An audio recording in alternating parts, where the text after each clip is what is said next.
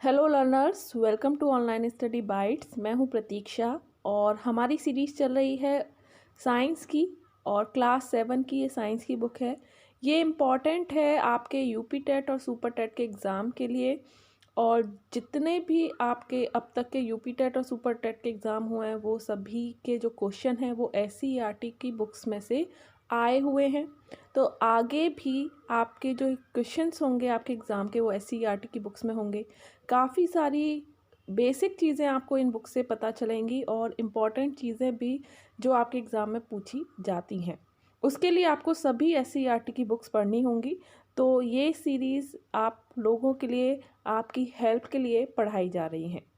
तो चलिए स्टार्ट करते हैं। हम चैप्टर 5 की ओर बढ़ चुके हैं जिसका नाम है ऊष्मा और ताप। वीडियो अच्छा लगे तो लाइक एंड शेयर ज़रूर करें, चैनल को सपोर्ट करें और सब्सक्राइब नहीं किया है तो सब्सक्राइब करके बेल आइकन पर प्रेस करना बिल्कुल भी ना भूलें। इसमें हम पढ़ेंगे ताप का मापन, ऊष्मा का मापन और निर्भरता, ऊष्मा स्थानांतरण की विधियाँ, ऊष्मा चालन के आधार पर पदार्थों का वर्गीकरण, ऊष्मा के सापेक्ष अवस्था परिवर्तन, द्रवणांक क्वथनांक का परिचय, दैनिक जीवन में ऊष्मा का प्रभाव तथा वस्तुओं पर ऊष्मा के प्रभावों का उपयोग। हे लर्नर्स, अगर आप सीटेट या रीट की तैयारी कर रहे हैं तो आप अनअकैडमी के प्लस कोर्स के साथ जुड़ सकते हैं। यहाँ पर आपको मिलते हैं ऐसे फीचर्स जो आपकी तैयारी को और बेहतर बनाते हैं। इसके साथ ही अनअकैडमी आप लोगों के लिए लेकर आया है एक कंप्लीट बैच कोर्स जो कि रीट पर आधारित है। यानी कि अगर आप रीट का एग्ज़ाम देने जा रहे हैं तो आप इस कोर्स को ज्वाइन कर सकते हैं। ये जो कोर्स है ये प्राइमरी लेवल के कैंडिडेट्स के लिए है जो प्राइमरी लेवल का एग्ज़ाम देने जा रहे हैं। ये कोर्स 11 जनवरी से स्टार्ट होगा और इसमें हर सब्जेक्ट की तैयारी बारीकी से करवाई जाएगी। हर एक टॉपिक पर फोकस किया जाएगा। CDP, maths, English, Hindi, EVS सभी सब्जेक्ट्स के जो सिलेबस है पूरा आपको कंप्लीट करवाया जाएगा इस कोर्स में। आप आज ही एनरोल करा सकते हैं। इसका जो लिंक है आपको डिस्क्रिप्शन में मिल जाएगा। इसके अलावा लास्ट मिनट रिवीजन सीरीज़ आप लोगों के लिए लेकर आए हैं अनअकैडमी की तरफ से। और ये जो सीरीज़ है ये है सीटेट 2021 की और ये करवाई जाएगी आपको हिमांशी सिंह के द्वारा। ये जनवरी 11 से जनवरी 30 तक चलेगी और इसका जो टाइमिंग है ये 5 बजे का है। तो आप अपनी तैयारी कर सकते हैं लास्ट मिनट रिवीजन कोर्स की और आप इस कोर्स को बिल्कुल फ्री पढ़ सकते हैं अनअकैडमी पर। और इसके लिए आपको एक अनलॉक कोड देना होगा जिसमें आपको लिखना होगा प्रतीक्षा टेट। आप अगर प्रतीक्षा टेट लिखते हैं इस कोर्स को अनलॉक करने के लिए तो आप इसे फ्री में ज्वाइन कर सकते हैं। इसके अलावा आप कोई भी पेड कोर्स ज्वाइन करते हैं तो वहाँ पर आपसे रेफरल कोड पूछा जाता है जिसमें भी आप प्रतीक्षा टेट लिखकर 10% का डिस्काउंट पा सकते हैं। तो कोई भी लाइव क्लासेस हो, टेस्ट हो, क्विज़ हो, उसमें आप प्रतीक्षा टेट ज़रूर लिखें और उसे अनलॉक करें। इसके साथ ही आप अगर कोई सब्सक्रिप्शन लेते हैं तो आप अपने टाइम पीरियड को चुनकर 1 मंथ, 3 मंथ, 6 मंथ या 12 मंथ या 24 मंथ्स का सब्सक्रिप्शन ले सकते हैं। आपको आपकी तैयारी के लिए कितना समय चाहिए उसके अकॉर्डिंग आप कोई भी मंथ चुनकर उसका सब्सक्रिप्शन लीजिए। और आपको बार बार सब्सक्रिप्शन लेने की ज़रूरत नहीं है। आप एक बार अगर सब्सक्रिप्शन लेते हैं, माना आपने 6 महीने का सब्सक्रिप्शन लिया, 6 महीने के अंतर्गत जितने भी कोर्सेज अनअकैडमी लेकर आएगा, जितने भी एजुकेटर्स उस कोर्स से रिलेटेड पढ़ाएंगे वो सारे आपके फ्री होंगे। आपको बार बार हर बैच के लिए, हर कोर्स के लिए पे नहीं करना होगा उन 6 महीने के अंदर अंदर। तो आप एक बार पे करके अनअकैडमी के हर कोर्स का फ़ायदा उठा सकते हैं। तो India's best educators for all subjects, all batches, one subscription.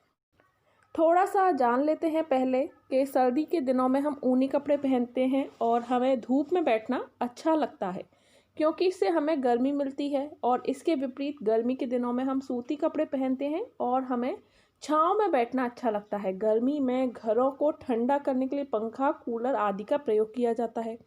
इसी प्रकार दैनिक जीवन में हम अनेक वस्तुओं के संपर्क में आते हैं और उनमें से कुछ वस्तुएं ठंडी, बर्फ, आइसक्रीम आदि तथा कुछ वस्तुएं गर्म, चाय, सूप आदि प्रतीत होती हैं। तो किसी वस्तु की गर्माहट अथवा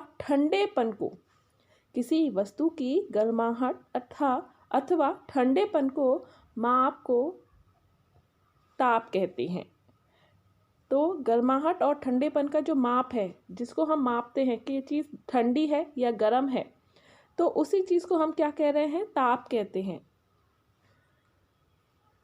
तो यहाँ पर ताप का मापन दिया हुआ है कि कैसे हम ताप को मापते हैं। तो बहुत ही सिंपल है। कोई भी चीज़ हमें अगर हमारे टेम्परेचर से, हमारी जो बॉडी के टेम्परेचर से हमें ज़्यादा गर्म लगती है, वो चीज़ गर्म है। अगर बॉडी के टेम्परेचर से ठंडी है तो वो चीज़ हमें ठंडी प्रतीत होती है।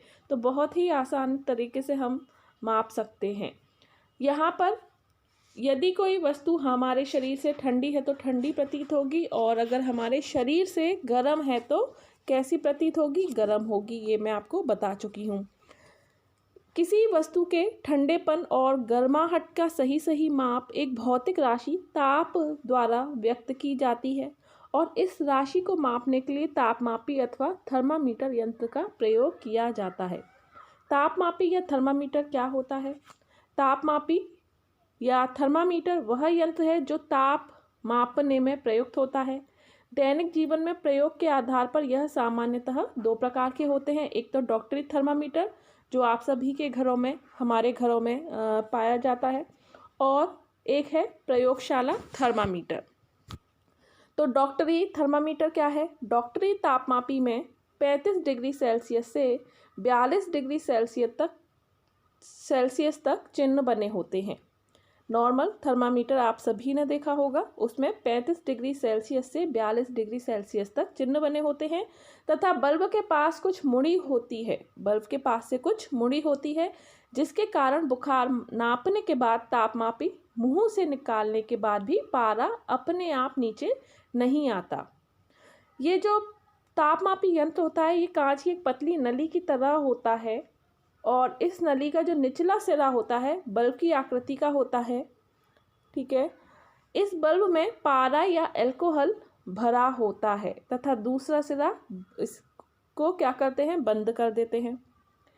तो इसीलिए कहा गया है कि ये जो थोड़ी सी मुड़ी होती है, जिसके कारण बुखार नापने के बाद जो तापमापी मुंह से निकालने के बाद भी पारा अपने आप नीचे नहीं आता, और रीडिंग लेने में आसानी होती है कि कितने डिग्री सेल्सियस बॉडी का टेम्परेचर है। स्वस्थ मनुष्य के शरीर का जो ताप होता है वो इम्पॉर्टेंट है। ये क्वेश्चन पूछा जा चुका है, ये क्वेश्चन यूपी टेट में आ चुका है। तो काफ़ी सारे ऐसे क्वेश्चन मिलेंगे आपको बुक में जो एग्ज़ाम में ऑलरेडी पूछे गए हैं, तो आगे भी चांसेस हैं कि इन बुक से क्वेश्चन ज़रूर आए। तो स्वस्थ मनुष्य के शरीर का जो ताप होता है वो 37 डिग्री सेल्सियस होता है। अगर फ़ारेनहाइट की बात करें तो 98.6 डिग्री फ़ारेनहाइट होता है। क्लियर है? तो स्वस्थ मनुष्य के शरीर का ताप आपको ध्यान रखना है।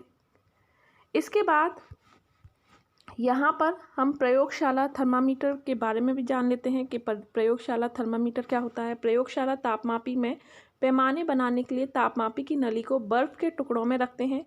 ठंडा होने पर पारा जहाँ पर ठहरता है उस बिंदु पर 0 डिग्री सेल्सियस अंकित करते हैं, जिसे अधो बिंदु कहते हैं। इसके पश्चात नली को उबलते जल के वाष्प में रखते हैं और उस बिंदु पर 100 डिग्री सेल्सियस अंकित करते हैं। इस बिंदु को ऊर्ध्व बिंदु कहते हैं। इन दोनों बिंदुओं के बीच की लंबाई को 100 बराबर भागों में बांटा जाता है। इस प्रकार एक भाग का मान 1 डिग्री सेल्सियस होता है। फ़ारेनहाइट पैमाने पर अधो बिंदु को 32 डिग्री फ़ारेनहाइट तथा ऊर्ध्व बिंदु को 212 डिग्री फ़ारेनहाइट पर अंकित करते हैं। इन दोनों बिंदुओं के बीच की लंबाई को 180 बराबर भागों में बांट लेते हैं, और इस प्रकार एक भाग 1 डिग्री फ़ारेनहाइट का होता है। अतः सेल्सियस पैमाने पर 100 खाने बराबर फ़ारेनहाइट पैमाने पर 180 खाने के होते हैं। ये आप ध्यान रखिए। यदि सेल्सियस पैमाने पर ताप C तथा फ़ारेनहाइट पैमाने पर ताप F है तो C/100 = F - 32/180, या फिर C/5 F - 32/9, इस तरह से होगा।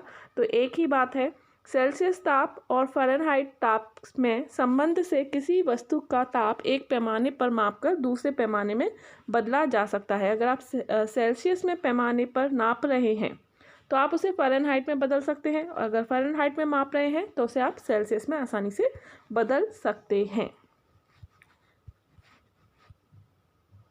ऊष्मा भी एक प्रकार की ऊर्जा होती है। इसके बाद यहाँ हम ऊष्मा के बारे में पढ़ेंगे। ऊष्मा एक प्रकार की ऊर्जा है जिसका प्रवाह अधिक ताप से कम ताप की वस्तु की ओर होता है। अधिक ताप से कम ताप की वस्तु की ओर होता है। ऊष्मा एक प्रकार की ऊर्जा है जिसका प्रवाह अधिक ताप से कम ताप की वस्तु की ओर होता है। ऊष्मा का मात्रक क्या है? ऊष्मा ऊर्जा का ही रूप है, अतः इसे मापने के लिए ऊर्जा के मात्रकों का उपयोग किया जाता है। ऊर्जा का मात्रक SI यानी कि जूल है। मोस्ट इम्पॉर्टेंट, ऊर्जा का मात्रक जूल है, इसलिए ऊष्मा मापन का भी मात्रक क्या होगा? जूल होगा। 1 ग्राम शुद्ध जल का ताप 14.5 डिग्री सेल्सियस से 15.5 डिग्री सेल्सियस तक अर्थात 1 डिग्री सेल्सियस बढ़ाने के लिए आवश्यक ऊष्मा की मात्रा को 1 कैलोरी कहते हैं। 1 कैलोरी कितने जूल के बराबर होगी? 4.18 जूल के बराबर। इम्पॉर्टेंट है, 1 किलो कैलोरी बराबर 1000 कैलोरी बराबर 4.18 इंटू 10 की पावर क्यूब जूल। ऊष्मा का मापन एवं निर्भरता किसी वस्तु के ताप में वृद्धि के लिए आवश्यक ऊष्मा कई कारणों पर निर्भर करती है। 1 कप पानी को उबालने के लिए भगोने को ज़्यादा देर तक स्टोव पर रखना होता है, या 1 भगोना पानी को उबालने के लिए हम देखते हैं कि 1 कप पानी को उबालने में कम ऊष्मा देनी पड़ती है, जबकि भगोने में रखे अधिक पानी को उबालने में अधिक ऊष्मा देनी पड़ती है। किसी वस्तु के ताप में वृद्धि के लिए आवश्यक ऊष्मा की मात्रा को Q यानी कि क्वांटिटी Q उस वस्तु के द्रव्यमान पर निर्भर करती है। ऊष्मा की मात्रा Q वस्तु के तापांतर डेल्टा T प्रारंभिक तथा अंतिम ताप के अंतर पर निर्भर करती है। तो यहाँ बहुत सारे साइंस में आपको क्रियाकलाप देखने को मिलेंगे, जिससे कि बच्चों को बहुत अच्छे से एक एक चीज़ समझ में आ जाए। तो बहुत ही अच्छी बुक है, अगर आप पूरी पढ़ें तो काफ़ी सारी जानकारी मिलेगी। जिन्हें साइंस की नॉलेज नहीं है उन्हें बहुत अच्छी चीज़ें पता चलेंगी। तो यहाँ पर किसी पदार्थ को निश्चित ताप तक गर्म करने के लिए आवश्यक ऊष्मा की मात्रा वस्तु के द्रव्यमान तापांतर तथा विशिष्ट ऊष्मा पर निर्भर करती है। गणितीय रूप में ऊष्मा की मात्रा बराबर होती है पदार्थ का द्रव्यमान इंटू पदार्थ की विशिष्ट ऊष्मा इंटू पदार्थ की ताप वृद्धि। विशिष्ट ऊष्मा का मात्रक S बराबर calorie upon kilogram into degree Celsius. यदि m बराबर 1 किलोग्राम है तो डेल्टा T बराबर 1 डिग्री सेल्सियस हो तो S बराबर क्या होगा? Q होगा। अतः किसी पदार्थ की विशिष्ट ऊष्मा की वह मात्रा है जो उस पदार्थ के एकांक द्रव्यमान के ताप में 1 डिग्री सेल्सियस तक परिवर्तन के लिए आवश्यक होती है। तो यहाँ अब हम जो इम्पोर्टेंट चीज़ पढ़ने वाले हैं वो है ऊष्मा स्थानांतरण की विधियाँ, कि ऊष्मा जो है वो ट्रांसफ़र कैसे होती है। तो 3 विधियाँ यहाँ पर दी हुई हैं ऊष्मा स्थानांतरण की। ऊष्मा स्थानांतरण की क्रिया को ऊष्मा का संचरण कहते हैं।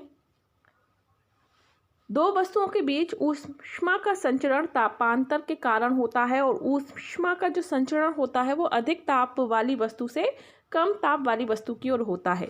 ध्यान रखिए, अधिक से कम की तरफ होगा। 3 विधियां हैं संचरण की। पहली है चालन विधि, दूसरी है संवहन विधि और तीसरी है विकिरण, कंडक्शन, कन्वेक्शन और रेडिएशन।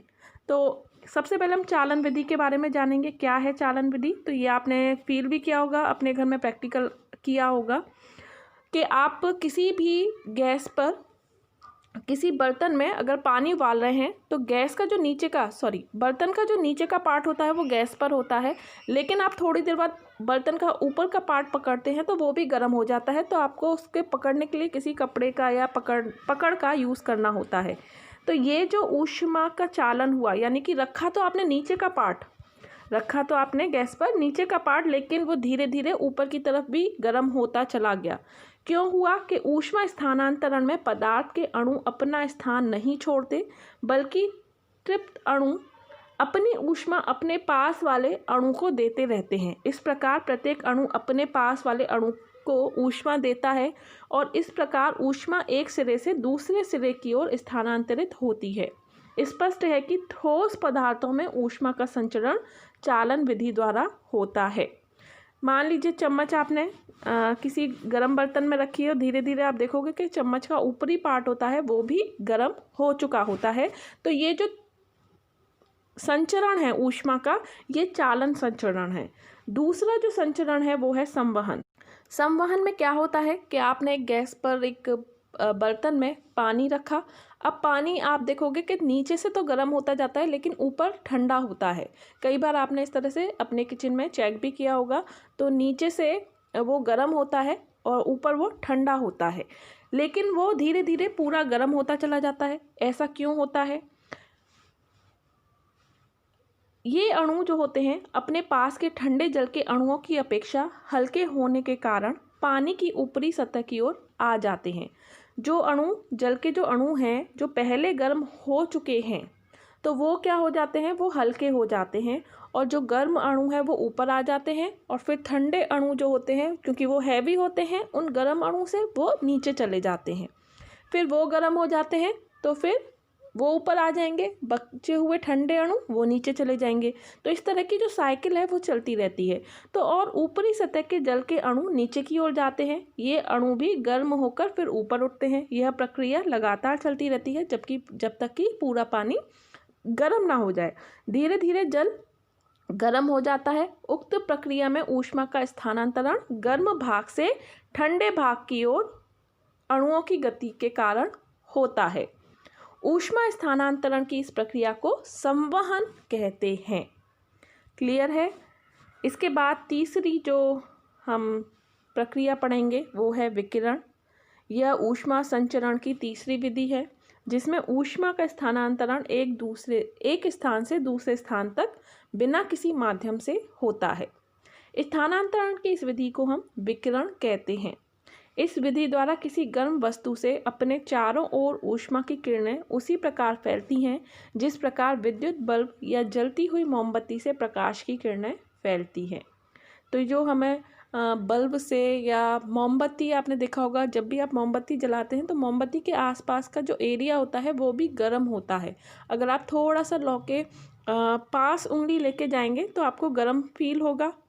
तो वो क्या, ऊष्मा का जो संचरण हो रहा है वो विकिरण हो रहा है, उसमें अणु जो है वो बहुत ज़्यादा दूर हैं। तो चालन या संवहन बहुत आसानी से नहीं होगा, लेकिन जो फिर भी गर्माई जो हमें महसूस होती है वो विकिरण संचरण के द्वारा महसूस की जाती है। इसके बाद यहाँ हम थोड़ा सा कुछ सुचालक और कुचालक के बारे में पढ़ लेते हैं कि सुचालक क्या होता है और कुचालक क्या होता है।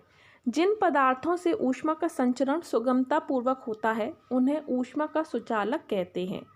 जैसे यहाँ पर एक एग्जाम्पल है, जैसे लोहे की छड़ के एक सिरे को गर्म करने पर दूसरा सिरा चालन विधि द्वारा गर्म हो जाता है। तो ये क्या हुआ, आसानी से ऊष्मा का संचरण हो गया। तो ये क्या हो गया, ऊष्मा का सुचालक होगा लोहा। तो लोहा, एल्यूमिनियम, तांबा, ये सभी क्या है, ऊष्मा का सुचालक है। जिन पदार्थों में ऊष्मा का संचरण सुगमता से नहीं होता उन्हें ऊष्मा का कुचालक कहते हैं। तो स्टील या लोहे में ऊष्मा सुगमतापूर्वक स्थानांतरित हो गई तो वो सुचालक हो गया। लेकिन अगर आप सूखी लकड़ी लेंगे, सूखी लकड़ी के डंडे के एक सिरे को गर्म करेंगे तो दूसरा सिरा छूने पर गर्म प्रतीत नहीं होता है। तो ये क्या हुआ, आसानी से सुगमता से ऊष्मा का संचरण नहीं हुआ, तो वह चीज़ क्या होगी, कुचालक होगी, ऊष्मा का कुचालक होगी। जैसे लकड़ी हो गया, कांच हो गया, कागज हो गया, ऊन हो गया, पोर्सिलिन हो गई, वायु हो गई आदि, ये सभी ऊष्मा का कुचालक हैं। तो यहाँ हमने सुचालक और कुचालक के बारे में जाना। इसके बाद हम यहाँ पढ़ेंगे पदार्थ की अवस्था में परिवर्तन। पदार्थ की 3 अवस्थाएं होती हैं, ठोस, द्रव, गैस। ये हमने लास्ट चैप्टर में भी पढ़ा था। बर्फ ठोस है, बर्फ को गर्म करने पर हम उसे जल में परिवर्तित कर सकते हैं।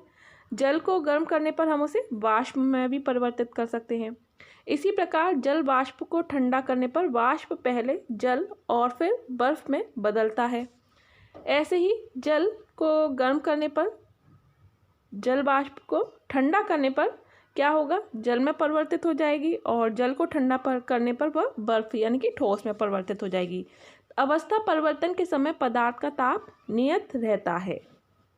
कुछ पदार्थ गर्म करने पर ठोस अवस्था से सीधे गैसीय अवस्था में भी बदल जाते हैं और ऐसे पदार्थ ऊर्ध्वपातन पदार्थ कहलाते हैं, जैसे कपूर, नौसादार, यानी कि ठोस अवस्था में होते हैं। आपने कपूर देखा होगा, पूजा जब करते हैं तो कपूर जलाते हैं तो वो ठोस अवस्था में एक वाइट कलर की गोली के रूप में होता है। जब उसे जलाते हैं तो वो सीधे गायब हो जाता है, यानी कि वो गैस के रूप में परिवर्तित होकर गायब हो जाता है, वो द्रव में परिवर्तित नहीं होता है। तो ये कौन से पदार्थ हुए, ऊर्ध्वपातन पदार्थ। अब हम पढ़ेंगे गलनांक के बारे में। गलनांक क्या होता है, वह निश्चित ताप जिस पर कोई ठोस गर्म करने पर द्रव में बदलता है उस पदार्थ का गलनांक कहलाया जाता है। बर्फ का गलनांक क्या है, 0 डिग्री सेल्सियस। क्वथनांक क्या होता है, वह निश्चित ताप जिस पर कोई द्रव उबलता है और गैसीय अवस्था में बदलता है वह दिए गए द्रव का क्वथनांक कहलाता है। पानी का क्वथनांक क्या होगा, 100 डिग्री सेल्सियस। तो यहाँ पर ऊष्मीय प्रसार है। ठोस, द्रव तथा गैस के ताप को बढ़ाने पर उनके आयतन में प्रसार यानी कि फैल जाता है, प्रसार होता है और इस घटना को ऊष्मीय प्रसार कहते हैं।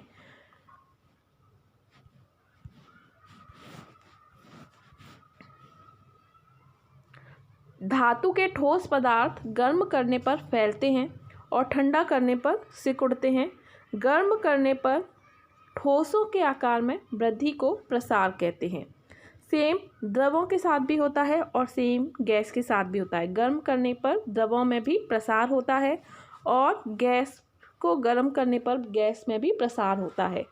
ठोस की भांति द्रव भी गर्म करने पर फैलते हैं और ठंडा करने पर सिकुड़ते हैं, अर्थात द्रवों में भी प्रसार होता है। इसी प्रकार गैसों में भी प्रसार होता है।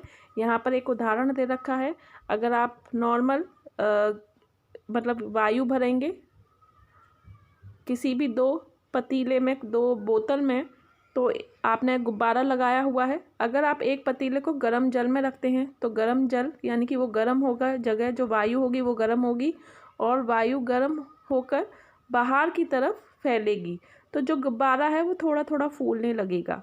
तो इससे आप कह सकते हैं कि जब वायु को यानी कि गैस को हम गर्म करते हैं तो उसका भी प्रसार होता है, लेकिन जब ठंडा करते हैं तो वह पुनः अपने सिकुड़ जाती है, अपने पुनः उसी रूप पे आ जाती है जिस बर्तन में वो है। गुब्बारा फूल जाता है क्योंकि गर्म जल के कारण बोतल के अंदर की हवा गर्म होकर फैलती है, जो बोतल के मुंह पर लगे गुब्बारे में प्रवेश करती है, जिसके कारण गुब्बारा फूल जाता है। बोतल का गर्म जल से निकालकर ठंडे करने पर गुब्बारा पुनः पिचक जाता है। इससे यह निष्कर्ष निकलता है कि ठोस तथा द्रव की भांति गर्म करने पर गैसों में भी प्रसार होता है। गर्म करने पर गैसें फैलती हैं तथा ठंडे करने पर सिकुड़ती हैं। तो यहाँ हमारा जो चैप्टर है वो एंड होता है। हमने इस चैप्टर में क्या क्या सीखा एक नज़र डाल लेते हैं। पहला है, ताप को तापमापी द्वारा मापा जाता है। ताप का मात्रक डिग्री सेल्सियस अथवा फ़ारेनहाइट होता है। ऊष्मीय ऊर्जा का मात्रक कैलोरी या जूल होता है। 1 कैलोरी के बराबर 4.18 जूल है। किसी वस्तु को दी गई ऊष्मा वस्तु के द्रव्यमान तथा तापांतर के अनुक्रमानुपाती होती है। ऊष्मा का संचरण चालन, संवहन तथा विकिरण द्वारा होता है। जिन पदार्थों में ऊष्मा का संचरण आसानी से होता है वे ऊष्मा के सुचालक होते हैं और जिन पदार्थ में ऊष्मा का संचरण नहीं होता है वे ऊष्मा के कुचालक होते हैं। वह निश्चित ताप जिस पर कोई ठोस गर्म करने पर द्रव में बदलता है उस पदार्थ का गलनांक कहलाया जाता है। वह निश्चित ताप जिस पर कोई द्रव गर्म करने पर उबलता है उस द्रव का क्वथनांक कहलाया जाता है और ठोस, द्रव तथा गैस को गर्म करने पर उसमें प्रसार होता है। इसी के साथ आज का ये हमारा चैप्टर यहाँ एंड होता है। तो चैप्टर एंड करने से पहले जो उसके क्वेश्चन आंसर होते हैं, ऑब्जेक्टिव, हम उनको सॉल्व करते हैं। तो चलिए इसके प्रश्न भी हम सॉल्व करके देख लेते हैं। पहला क्वेश्चन है, द्रव के गैस में बदलने की क्रिया को कहते हैं। ऑप्शन है गलनांक, हिमांक, वाष्पीकरण या संघनन। तो द्रव के गैस में बदलने की क्रिया को ऑप्शन सा वाष्पीकरण कहते हैं। दूसरा प्रश्न है, द्रवों में ऊष्मा संचरण होता है। तो द्रवों में ऊष्मा संचरण किसके द्वारा होता है? तो चालन के द्वारा तो नहीं होगा, क्योंकि अणु दूर दूर होते हैं, ठीक है, द्रवों के, इसीलिए संवहन द्वारा होगा। तीसरा है, जल का क्वथनांक होता है। जल का क्वथनांक कितना बताया था? 100 डिग्री सेल्सियस। फोर्थ क्वेश्चन है, ऊष्मीय ऊर्जा का मात्रक है। ऊष्मीय ऊर्जा का मात्रक क्या होगा? ऊष्मा का जो मात्रक है वही ऊष्मीय ऊर्जा का मात्रक जूल है। ऊष्मा का कुचालक क्या है? ऊष्मा का कुचालक होगा यहाँ पर कांच। यानी कि कुचालक क्या होगा? जो गर्म नहीं होते हैं। एक सिरा अगर आपने गर्म किया है तो दूसरा सिरा गर्म नहीं होगा, वो कुचालक होंगे। लोहा, स्टील और एल्यूमिनियम का आप एक सिरा गर्म करेंगे तो दूसरा सिरा भी गर्म हो जाएगा। अक्सर आप अपने घरों में बर्तन देखते हैं, जब आप उनको गैस पे रखते हैं तो वो नीचे से गर्म होते हैं, फिर धीरे धीरे ऊपर से भी गर्म हो जाते हैं, तो वो सुचालक होंगे। और जो गर्म नहीं होगा वो कुचालक, यानी कि कांच इसका सही आंसर है। यहाँ पर सही गलत भी दिए हुए हैं, इनको भी हम सॉल्व करके देख लेते हैं। किसी वस्तु को गर्म करने पर उसका ताप घटता है, तो ताप घटता नहीं है बल्कि बढ़ जाता है, इसीलिए ये गलत होगा। ठोस वस्तुओं में ऊष्मा का संचरण चालन द्वारा होता है। बिल्कुल सही, क्योंकि ठोस के जो अणु होते हैं वो बहुत पास पास होते हैं, जिससे कि ऊष्मा का संचरण चालन द्वारा पॉसिबल है। वस्तु द्वारा ली गई ऊष्मा वस्तु के द्रव्यमान पर निर्भर करती है। बिल्कुल सही, वस्तु द्वारा ली गई ऊष्मा वस्तु के द्रव्यमान पर निर्भर करती है। अवस्था परिवर्तन के समय वस्तु का ताप स्थिर रहता है। तो बिल्कुल सही, हाँ जी। पारा ऊष्मा का कुचालक है, तो ये गलत है। पारा ऊष्मा का सुचालक है, ना कि कुचालक। तो इसी के साथ हमारा ये आज का जो चैप्टर है वो एंड होता है। हमारा जो नेक्स्ट चैप्टर है वो एक इम्पॉर्टेंट चैप्टर है। आगे के चैप्टर सारे इम्पॉर्टेंट हैं, आप देख सकते हैं, पौधों से रिलेटेड है, जंतुओं से रिलेटेड है। तो आप इग्नोर ना करें, ज़रूर पढ़ें, वीडियो को लाइक एंड शेयर ज़रूर करें, और चैनल को सब्सक्राइब करके बेल आइकन पर ज़रूर प्रेस करें, जिससे कि नेक्स्ट वीडियो अपलोड हो उसका नोटिफिकेशन आप तक पहुंच जाए। अभी के लिए इतना ही। Bye bye, take care and thanks for watching.